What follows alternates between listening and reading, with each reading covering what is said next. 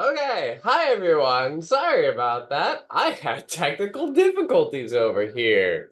Well, welcome if you're still hanging around live, or for those who jump in, or those on the replay. Hi, welcome. So, musical theater writing, hey, it's hard. I think we knew that. It's also a ton of fun and extremely rewarding in so many ways. So many ways. And yet, it's also plainly and simply difficult. It's just hard. And I don't mean uh, just the writing piece, or the planning, or the research, or the revisions, or the hours spent in isolation, or the material creation, or the big emotional highs followed by those like deep emotional lows. Like all that is part and parcel. Yes, absolutely. What I want to acknowledge today is something that I think should be spoken about a little bit more.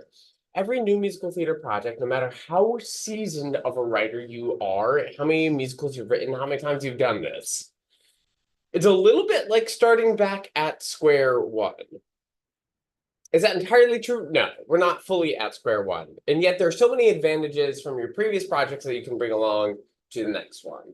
And this also isn't a bad thing. Like the fact that it feels like square one is not bad. I'll explain more. Um, But here's why this is on my mind right now. What it looks like for me, being 16 years now into writing musical theater, and how we might be able to make sense and make use out of this fact that it is hard, and every new musical feels like square one. So the reason this is currently on my mind is I am in the process of doing something I've never done before. Perhaps you've seen me say a little bit about it in the newsletter or one or two of my little shorts, YouTube shorts, Instagram shorts, TikToks, Instagram shorts, Reels. But currently I am doing two new musical readings back to back. And when I say back to back, I mean one is the last weekend of July, one is the first weekend of August. 1 week apart. Never done that before. But I felt called to do these readings, both of them, because these two shows are at places where they need to do a reading. They are also a in very, very different stages of development.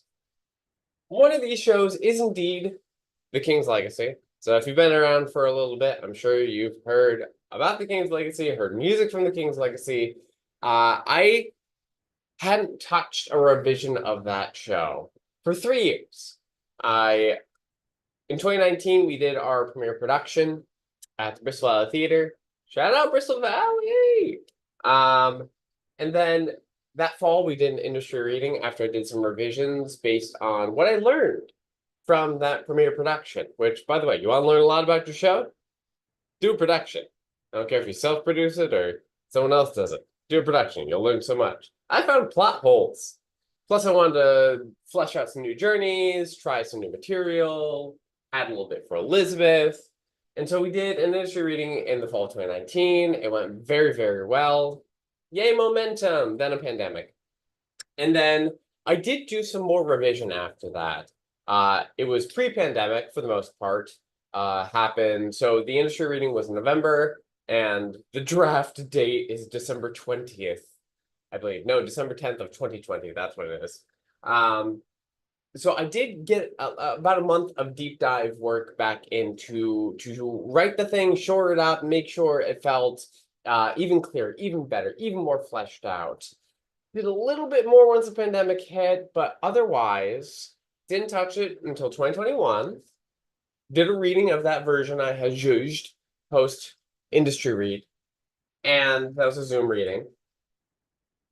Had great conversations, got great notes, great feedback. And I didn't touch it for over 3 years until this past spring, when I got an inspiration from two of my lovely friends and clients, Amy Andrews and Julie Richardson. They brought in a song to our Mastery Accelerator program that I don't know why, it just sparked me, it lit me up, and I was ready to dive into those revisions that I have been ignoring for years.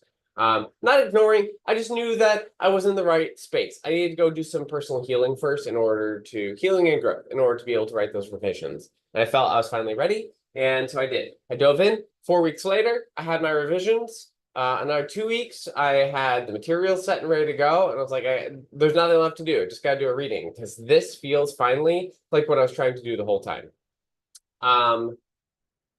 That means putting together a thing and confirming that, right? So that is one of the readings that's upcoming. Now the other reading, brand new musical. This is my first writing collaboration with my collaborator, Jackie Carnahan. And we have a first draft of the script. We have a plan for 17 songs. We have 10 of them written. We are currently about halfway, a little over halfway through the 11th. And that reading is the weekend after King's Legacy. If you notice, that's coming up soon. Very, very soon. And this is a first reading. Very first reading. Very first time we're going to hear this thing aloud with other people reading these roles besides the two of us. That's an extremely different environment than a show that's been around and written and produced and so many presentations and readings and various stages of development for 12 years. This is the first time. First reading, first full draft. And not even the first full draft of the score, but it's on purpose that we're not finishing the score. These are very different. And yet they're both readings. They're both relatively casual. They are both here in the city, New York. They are both utilizing our networks of people. They are both going to be people who aren't spending a ton of time with this material, reading through. They're completely different shows. They're entirely different writing experiences. So it would seem to me that it'd be easy, right? This whole thing, both these readings, simple, quick, easy, done, set, right? Right?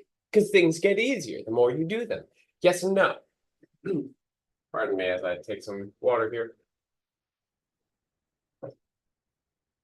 The actual putting together of the readings, fine, easy. Now, I say easy now, but I do want to say that once upon a time, putting together a reading was a real challenge for me. I think it is for most people, most writers, because it's a skill you have to learn. Actually, it's a set of skills you have to learn. You have to know what you need, what you're looking for, what that means in terms of people and location and quality level and who you're going to ask to do the reading. Are they going to sing? How much rehearsal time is there going to be? If any, what's the presentation going to look like? Is it intimate? Is it small? Are you inviting people in to listen? Are you going to have an audience of some variety? Do you have equity performers? Do you need to stay to the 29-hour guidelines? Or are you doing a lot less rehearsal than that?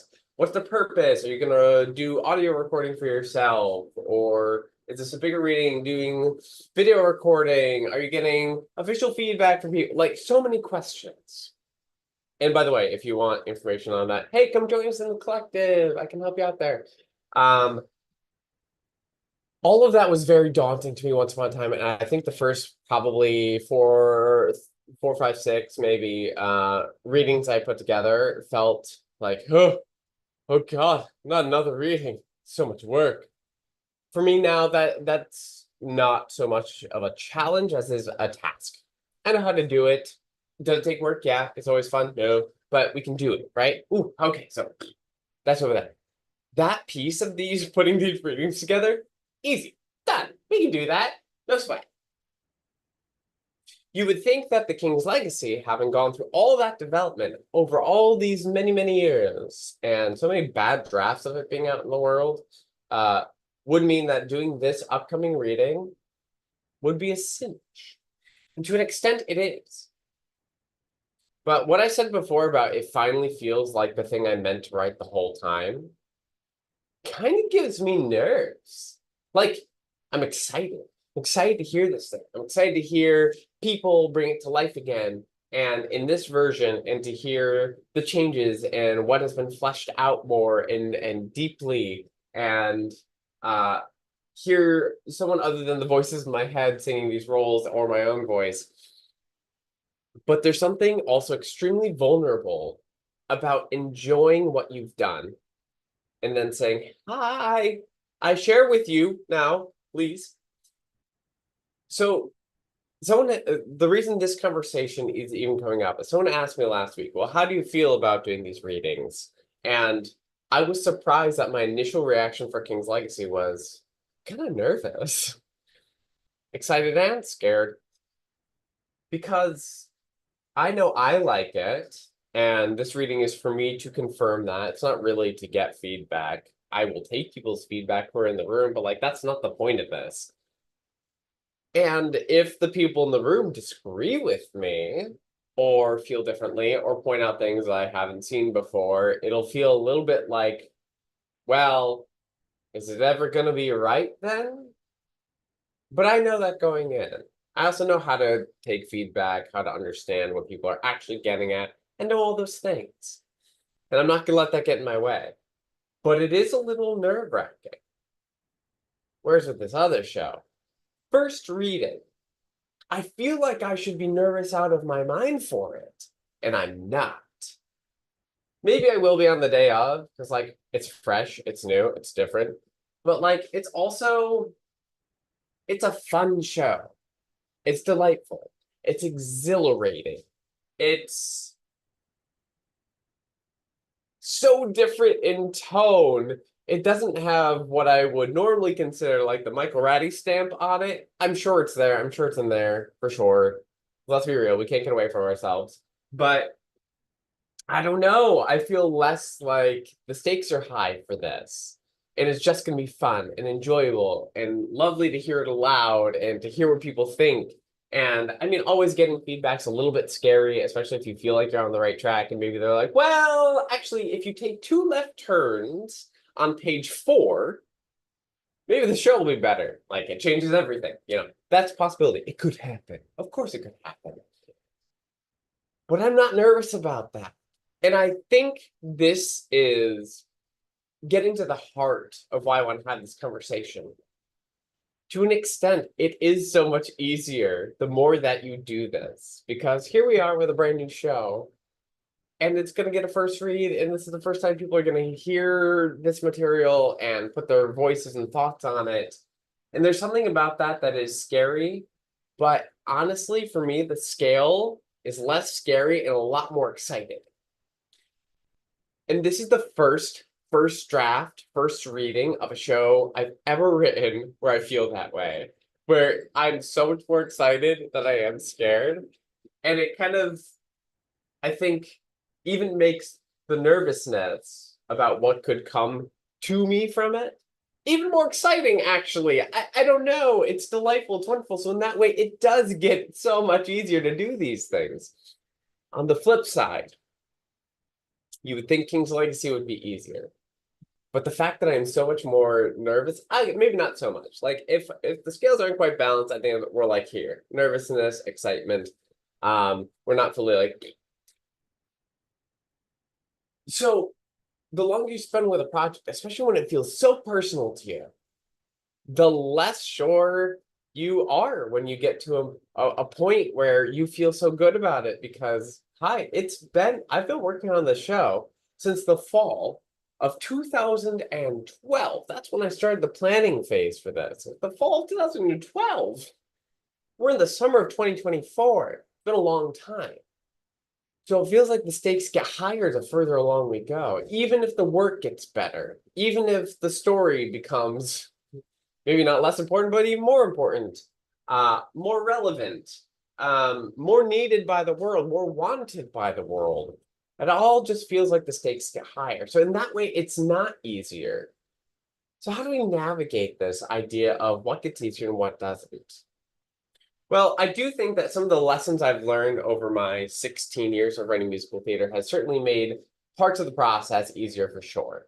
Just generally speaking, like structure, I can do it in my sleep. I mean, I shouldn't do it in my sleep because it probably wouldn't be very cohesive.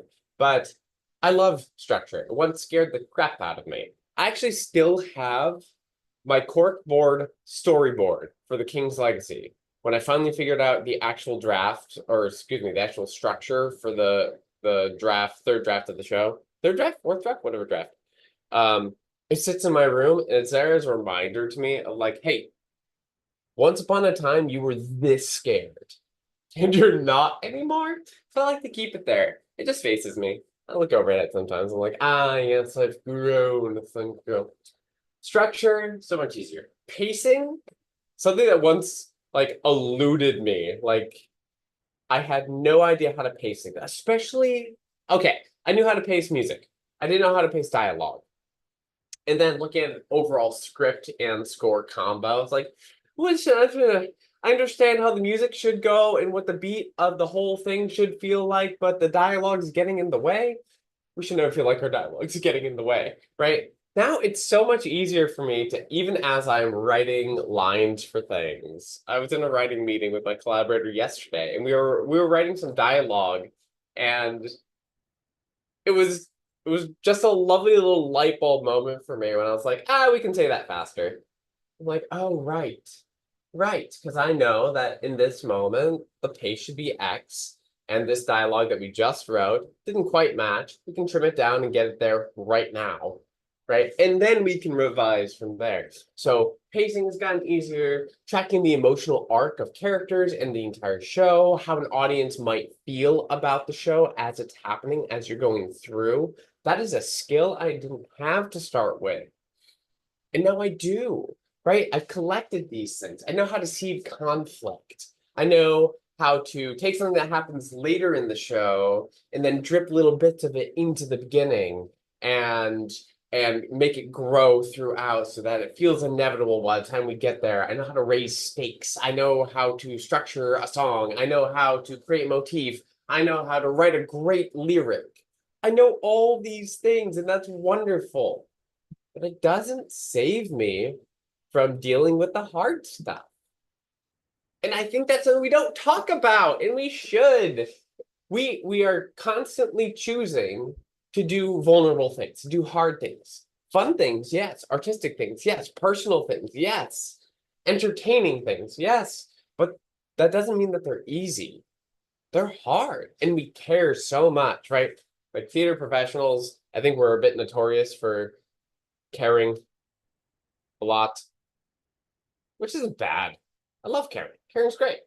But I think it needs to be acknowledged. Like, yeah, the skills get better, get easier.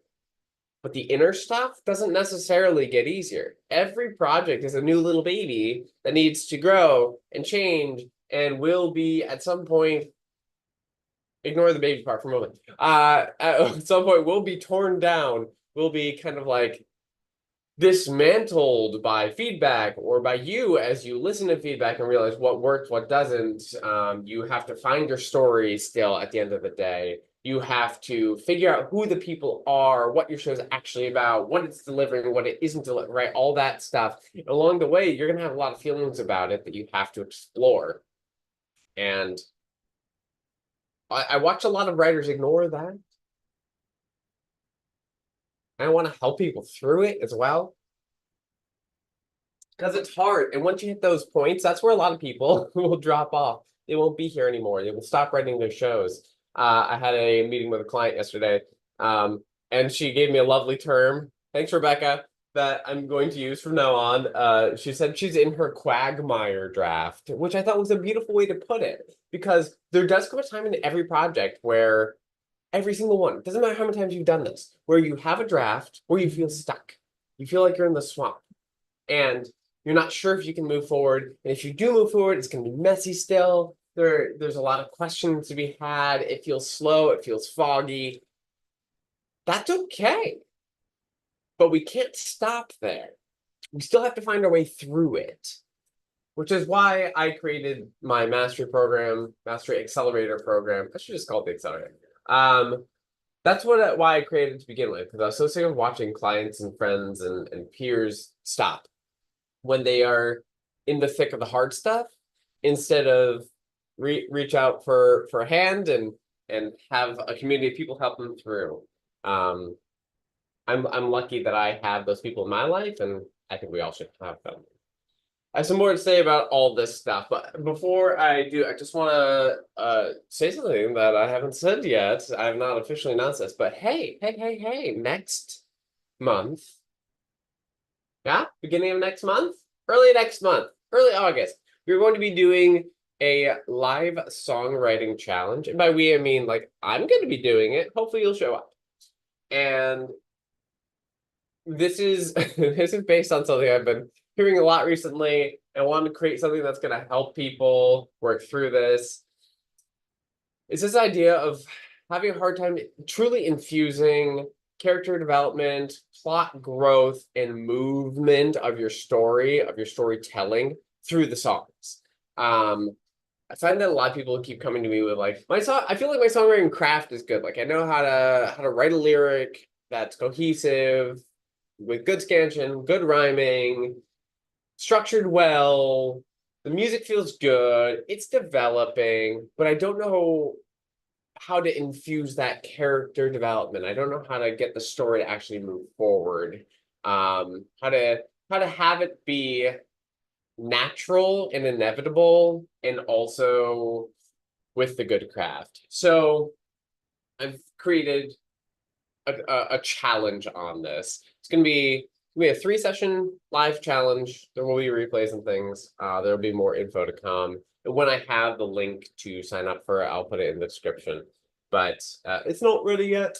But that is coming, so keep an eye out, friends, because that is, again, something that we need to think about a little bit more and focus on. I think all of us could use some of that. And I want to help people. You know, that's why I'm here. Okay.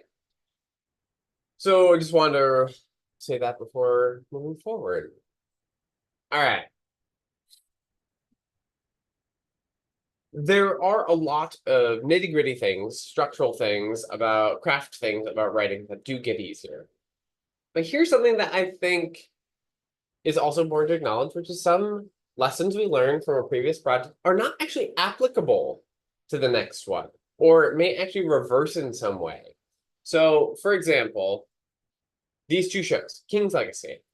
One of the hardest things for me about that show was trying to figure out how to balance the art of it all with a story that felt down to earth enough for people to connect. It's probably my most quote unquote artistic show where I don't think it's high concept. I don't really, it's got a complex structure to it, but I think it has more to do with the style. It's set of a time period. It is making some pretty large universal type of messages come through, and it's got a musical style that's not, it's not modern musical theater fully. It's not contemporary. It's certainly not pop musical theater at all. Nor is it fully classical musical theater. It's somewhere in between. In a way, it feels a little like Sondheim meets Mencken. So if you can imagine that kind of a sound palette. And it has always felt like I'm trying to convince people, like, you can connect to this. This is not going to be too intellectual, too highfalutin. That's not the point. So I've spent a lot of time getting it to a level where that's still the style, that's still what I'm writing, but it's also grounded and easy to connect to. That lesson is not applicable to this other show. In fact, it is the exact opposite. This show is commercial from the drop, from the log line to the music, to the story, to the types of characters who are in there. It is commercial. It is commercial Broadway. It's going to be such a delight in that way. I've never written anything like this before. Never done anything quite like that. And so my struggle over the past year-ish of getting back to writing this has been trying to actually infuse my voice, my artistic voice, into the show, particularly into the music, because we are using some classical musical theater pastiche style, as well as some modern musical theater feelings, a little bit of different types of pop styles as well in there. And I just wanted to make sure my voice wasn't going to get lost. And I'm not sure I've succeeded because I've not had to deal with this before. And I don't think I'm removed enough yet to know. But also, having some people in the room for this upcoming reading, first reading of that show, is going to help me be able to ask, hey, does this sound like me at all? Or is this like, well, you could just throw that into any old show and I'd buy it? Like one of our big production numbers that's in a classical style is written specifically, like I chose to, it's written in the style of Julie Stein. That's the music style. And then I wonder, am I in there? Or is this just a Julie Stein knockoff? So this lesson, I'm gonna learn it still. And will it be applicable to something else in the future? Probably.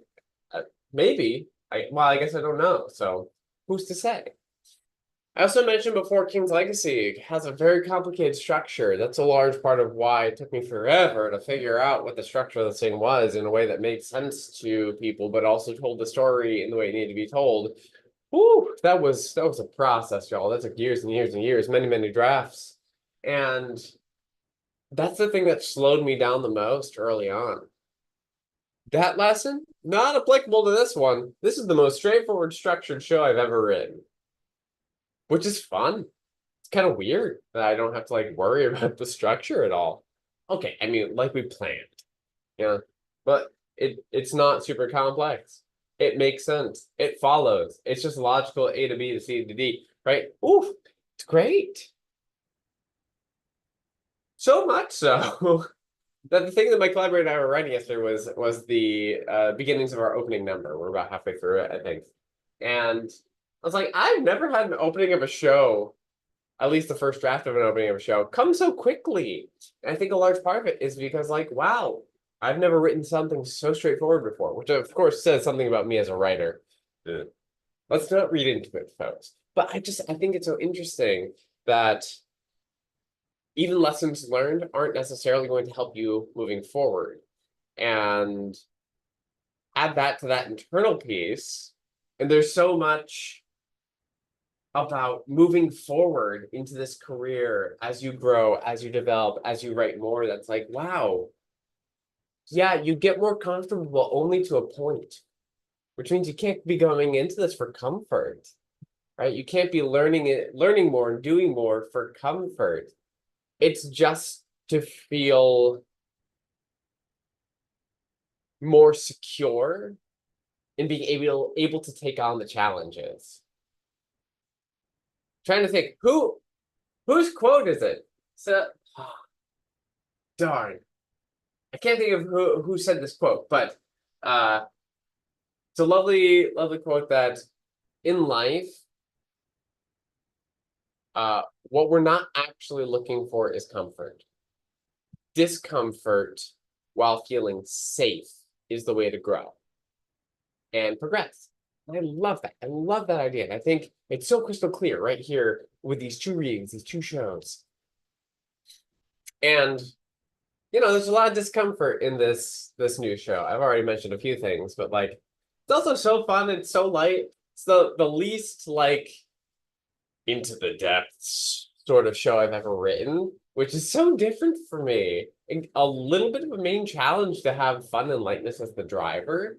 I'm just so used to doing the other stuff, which isn't bad. It's fully an original musical from the ground up. I haven't done that since before I knew anything about musical theater writing. I shouldn't say anything. Before I really truly learned the craft was the last time I wrote an original piece. This is not based on any pre-existing material. This is an original show. Full plot creation, full structure from the ground up. This is also the first time I'm writing with a collaborator where we're sharing book, music, and lyrics. All of it. We're writing together in the room 95% of the time. That's a different experience. It's really fun too. we have a lot of laughs together. This is also the first time I've leaned so hard in on like uber tuneful music, super tuneful. Everything is catchy. Everything's near word. It's also the first time I'm writing in a true classical musical theater, heavy jazz incorporated style, which is not where my comfort lies as a composer. I love that style, love playing that style, love singing that style, but I've never really leaned into writing it. I've dabbled on a couple of like little things over the years, but there's so much that's new and different. And again, it's uncomfortable. There's discomfort. But I also feel secure in taking on the challenge. And that's that growth piece, right?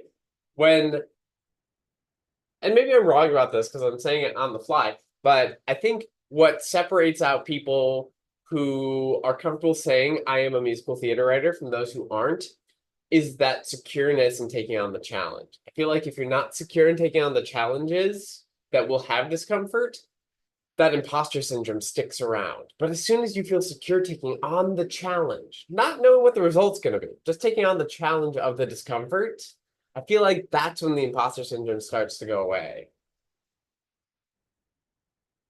Yeah, I'm sticking to that for the moment. We'll see. I might disagree with myself in the future. But putting these readings together has shown me so much about myself, my career, who I am as a person, as a writer, as someone who's going through growth and healing, because like I believe we all should always be going through growth and healing, and just like how far I've come.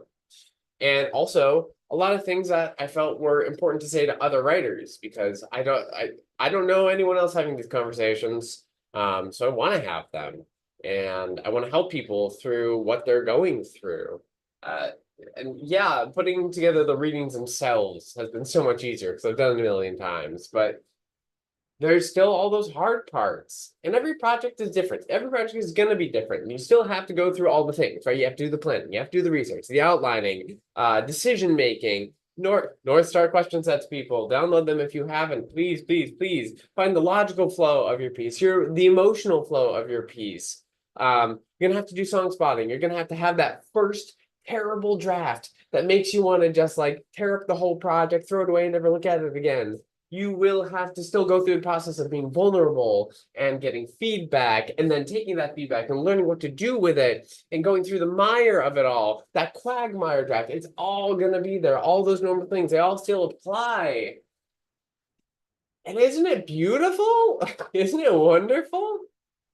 I know a lot of people get scared about it, but for me, it is the joy of doing this thing called musical theater writing is just going through all of that and knowing it's always going to be there. That discomfort is never going away, my friends. Never, never, never, never, never. Maybe you will get more comfortable with some of the uncomfortable things.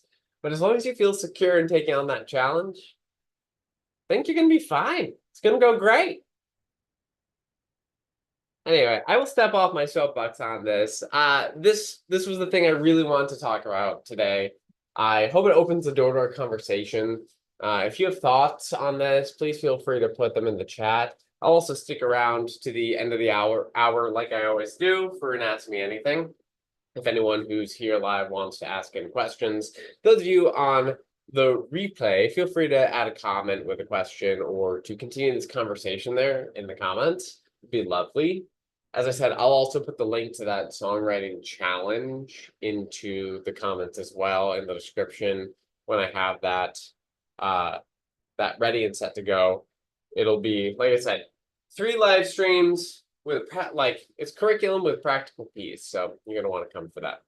But yes, I am just stalling in case anyone has a question or a thought in the chat. That is 100% what I'm doing. Thank you for noticing. Also, if you're noticing that my hair looks wet, it's not actually wet. It's a product. I'm just waiting for it to set. But yeah, that's why my hair looks a little bit like Medusa, which I'm not mad about. I like Medusa. Controversial, I know. All right. Well, maybe we don't have any thoughts in the chat today. I know there's quite a few of you on here live with me today, which I appreciate. Really appreciate you all being here. Do we have other upcoming things? Are there other things I should be announcing? Yes, there are. Michael, you silly goose. Hi, if you've ever considered taking a course with me, a live course with me, the next cohort of the musical theater writing workshop course, the next flagship course, will be starting at the end of August, cohort 6. Looks like I will be offering two sections of that. One that's in the evening on East Coast time, and then one that's in the afternoon on East Coast time, because we have a lot of interest from people from Europe this time around.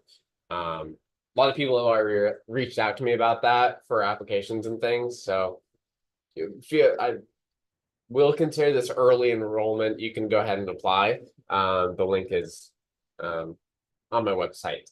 And then the other live course that I do, if you have your foundations, you have your basics, is that Mastery Accelerator course.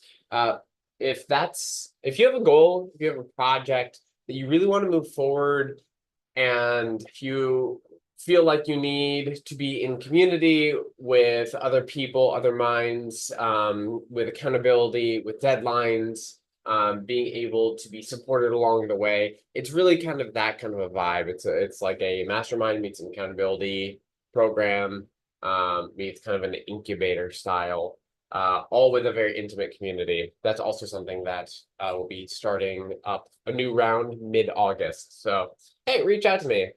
We can see if it's a good fit, schedule a conversation. I have officially stalled long enough, my friends. No one seems to have anything for me to chat with y'all about, which is totally cool. So I am going to then end our stream there for today. Thank you all for being here with me on this. I hope that this opened the door to this conversation. I hope it also helps pull back the curtain a little bit and remind you all that, hey, we're all human at the end of the day, no matter where you are in your career. These things are a part of it, and we all feel it. You are definitely not alone, not even remotely. So bear that in mind. Take that as a little bit of comfort along your journey of discomfort. And I hope to see you in the next stream in 2 weeks. All right, everyone. Have a great weekend. See y'all soon. Cheers. Bye.